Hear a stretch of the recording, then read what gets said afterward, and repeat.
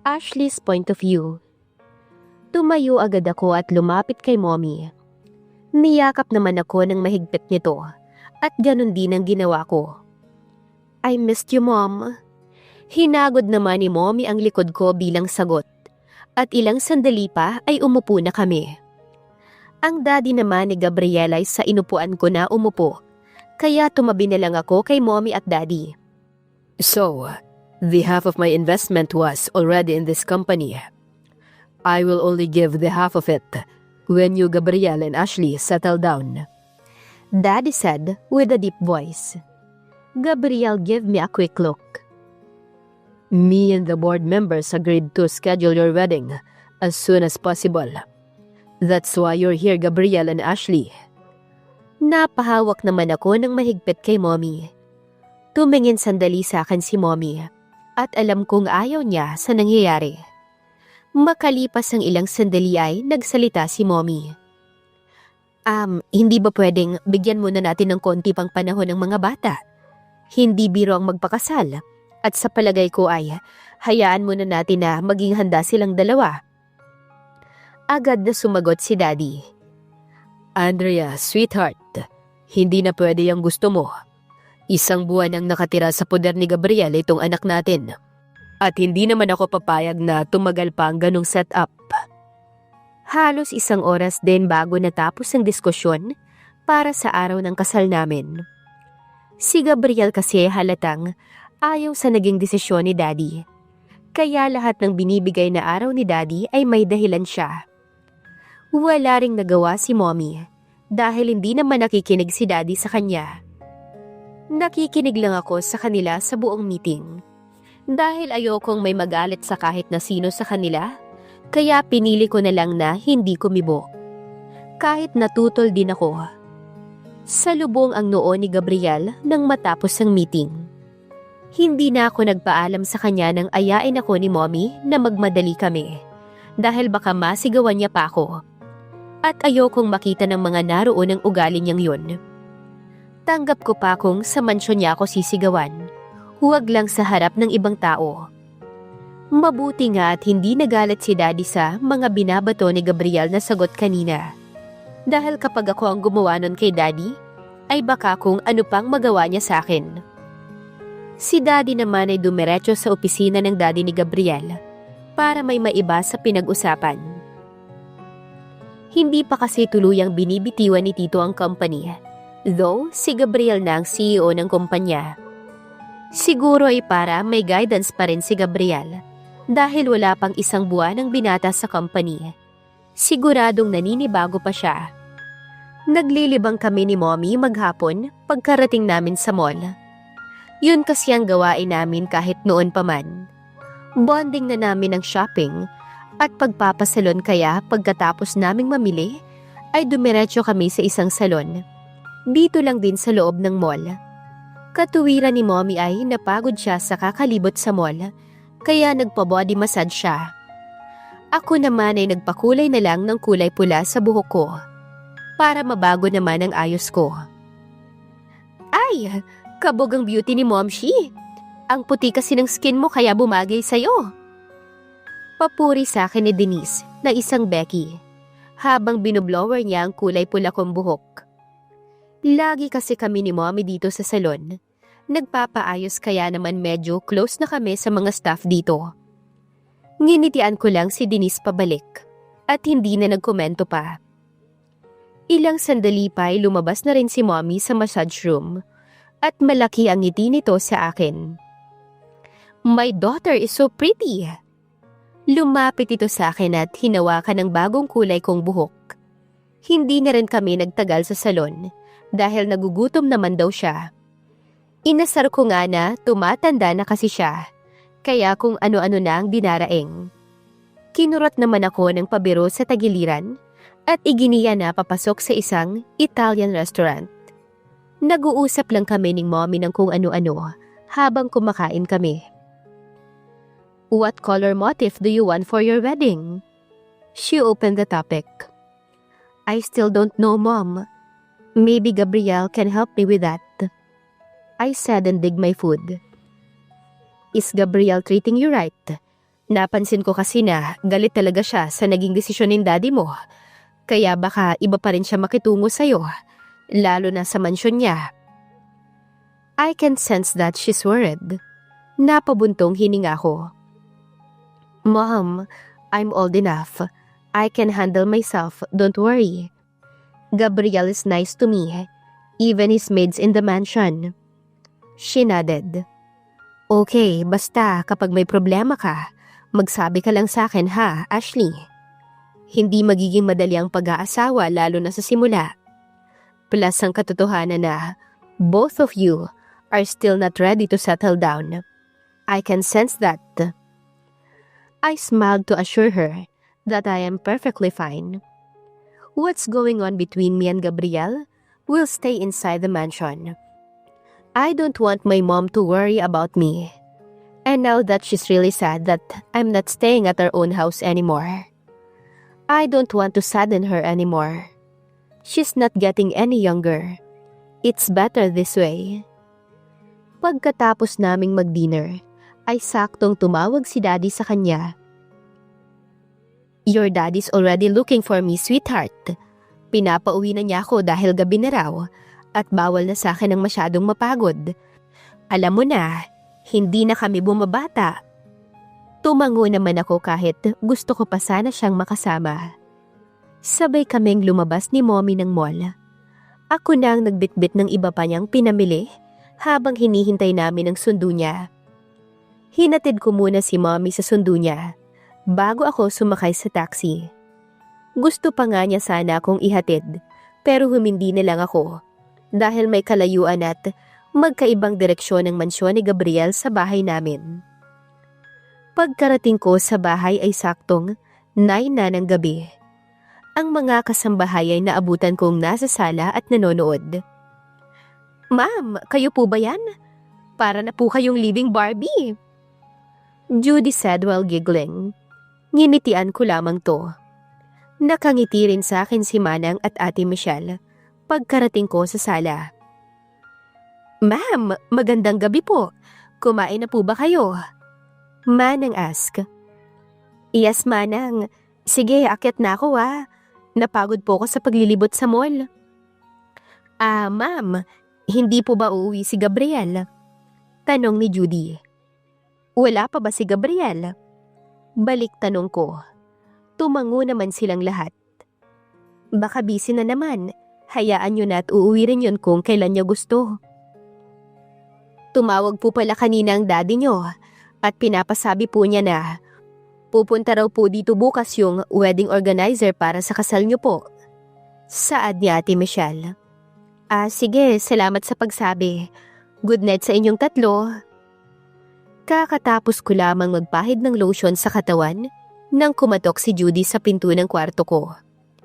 Ma'am Ashley, nasa baba na po yung organizer. She informed me. Okay, thank you for informing me. Susunod na ako sa baba. Pakidalhan na lang kami ng makakain. I said while wearing my slippers. Okay po. Magkasunod lang kami ni Joy na bumababa. Pagkarating ko sa sala, ay naroon na nga ang organizer na ipinadala ni Dad. Hello, Ma'am Ashley. I am Jessa, your wedding organizer.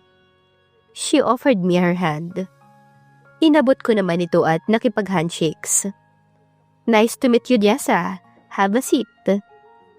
Isa-isa niyang inilabas ang mga folder ng mga motifs, venue, cake design, souvenir, invitation at flowers. Binuklat ko naman ang mga tonang masinsinan, habang si Jess ay nagpapaliwanag kung ano ang mas nababagay. Mas napapanahon at mas nagugustuhan na design ng mga nauna niyang clients. Nakapili na ako ng 3 motif na talagang nag-stand out para sa akin nang dumating si Gabriel. Good morning, kumain ka na ba? May breakfast doon sa dining area. Huminto naman ito sandali malapit sa amin habang nakatingin sa mga folder na nasa mesa. This is Jessa. Jessa, our wedding organizer. Kumaway naman sandali si Jessa sa binata. Tumango lang ito bilang sagot pero hindi pa rin umaalis sa pwesto niya.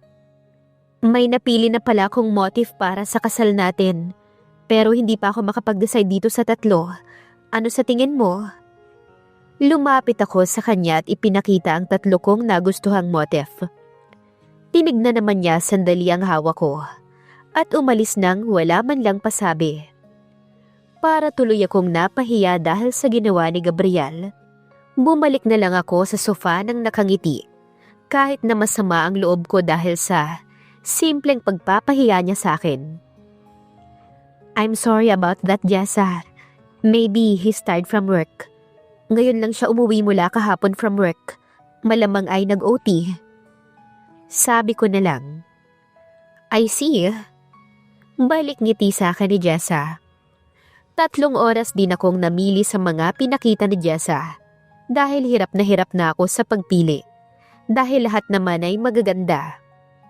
Hindi rin bumaba si Gabriel para tumulong simula nang dumating. Kaya ako na lang mag-isa ang namimili. Madalas naman ay tinutulungan ako ni Jessa para hindi ako mahirapan. At kapag dumadaan sila man ng sasala ay tinatanong ko rin sila para alam ko ang mas gusto nila. Nagligpit na rin si Jessa nang makapili ako ng flowers. Sinabi ko sa kanya na sa susunod na lamang ako pipili ng design ng cake, venue at souvenir. Sinabi ko rin na hindi pa 100% sure ang mga napili ko dahil tatanungin ko pa rin si Gabriel. Ibinigay din niya sa akin ang site ng shop nila para daw mas marami akong mapagpilian. At makikita ko rin doon ang mga reviews ng mga naging customers nila. Inaya ko pa nga siya narito na mag-lunch pero tumanggi na siya dahil may isa pa raw siyang client na pupuntahan. Pagkaalis ni Jessa ay naupo na ako. Si Manang at Judy naman ay sa dining table kumain ng lunch. Si Ate Michelle ay tinawag muna si Kuya Ariel na guard para makisalo sa amin. Minsan kasi nauuna silang kumain sa amin ni Gabriel dahil nahihiya silang sumabay. Okay lang naman sa akin na sumabay sila dahil wala naman kaming kasabay kumain ni Gabriel kung kami lang. Judy, pakitawag naman si Gabriel para kumain. Bihira ko na lang utusan si Manang dahil may katandaan na nga ito lalo na pag-aakyat sa hagdan. Agad namang sumunod si Judy. Kakasimula pa lang naming kumain nang bumaba si Judy kasunod si Gabriel. Hindi naman ito umiimik hanggang sa matapos kaming kumain at umakyat kaagad ito sa taas pagkatapos kumain. Hindi na lang namin siya pinansin habang ako'y umakyat na rin para buksan ang site na ibinigay ni Jessa. Napasapo na lamang ako sa bato ko matapos ilista lahat ng imbitado sa kasal namin. 4 na araw na ring sunod-sunod na hindi umuwi si Gabriel, kaya ako lahat ang nag-aasikaso sa kasal. Ang mga bisita niya ay sinend lang sa akin ng sekretary niya na si Jake through email. Nakapili na rin ako ng design ng invitation at dumating na nga kanina ang ilang samples nito. Nakaramdam ako ng uhaw, kaya naisip kong bumaba muna para uminom. Paglabas ko ng kwarto ay nakarinig ako ng ingay mula sa mini movie theater. Agad akong nagtungo ron para malaman kung bakit maingay doon. Siguro ay nanonood sila Manang ng movie at sobrang lakas ng volume. Paglapit ko sa pinto ng movie theater ay nakabukas ng kaunti ang pinto. Sinilip ko ang nasa loob at doon ko nakita ang 4 na kalalakihan na nagiinuman.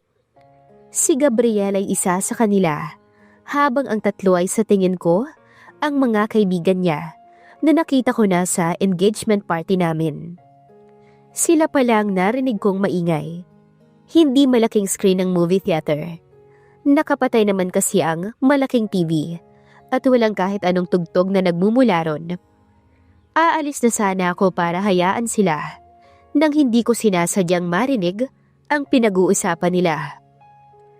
I am serious mga pare. Kapag talaga dumating si Cindy sa kasal namin, ay hindi ako papayag na makasal kay Ashley.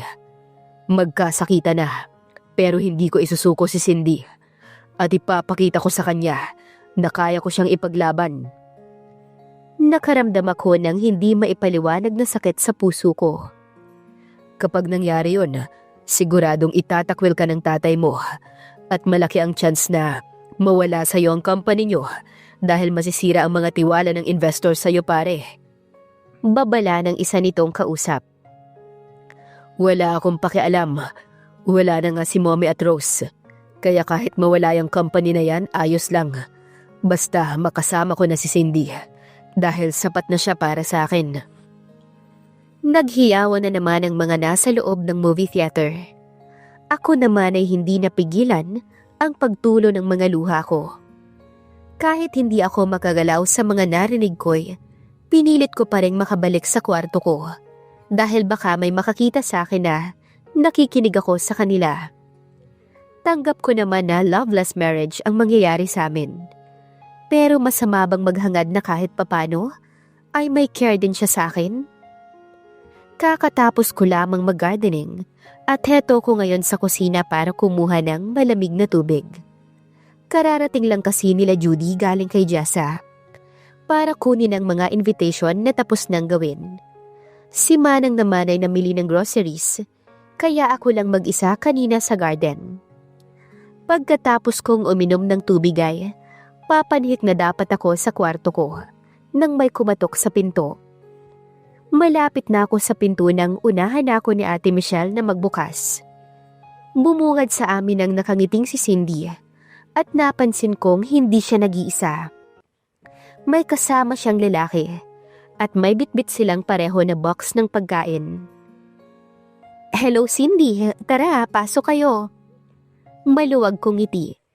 Kahit medyo may sama ako ng loob sa kanya, ay hindi naman niya kasalanan na may gusto sa kanya si Gabriel. Speaking of that guy, hindi nga pala pumasok yun ngayon. Nilapag nila ang mga dalang pagkain at bigla akong nahiya nang makita ang mga dala nila. "Naku, nag-abala pa kayo. Meron namang pagkain dito." "Galing kasi kami sa mall kaya bumili na rin. Nakakahiya namang dumalaw ng walang dala. At saka talagang nagdala ko nito dahil paborito to ni Gab." Magiliw na sabi niya. Biglang nagpanting ang tenga ko sa narinig. Gano'n na ba talaga kalalim ang pinagsamahan nila? At alam na niya ang mga paborito ni Gabriel? No wonder, kaya nahulog ang loob ni Gabriel sa kanya. Sige, tatawagin ko lang si Gabriel sa taas. Hindi naman siya pumasok eh." Nakayukong sabi ko. Kumatok ako ng maraming beses sa pinto ng kwarto ni Gabriel nang makarating ako pero wala man lang sumasagot. Idinikit ko ang tenga ko sa pinto para marinig kung ano ang ginagawa niya sa loob dahil hindi niya ako pinagbubuksan. Pinakikinggan ko ang tunog na nanggagaling sa loob ng kwarto. At nang makita ko siyang lumabas sa library, matalimang tingin ito sa akin nang makita ang ginagawa ko. Ano kaya ang magiging reaksyon ni Gabriel kapag nakita niya ang mga kasama ni Cindy? Abangan sa susunod na kabanata. Please like, share, subscribe for more updates. Maraming salamat po.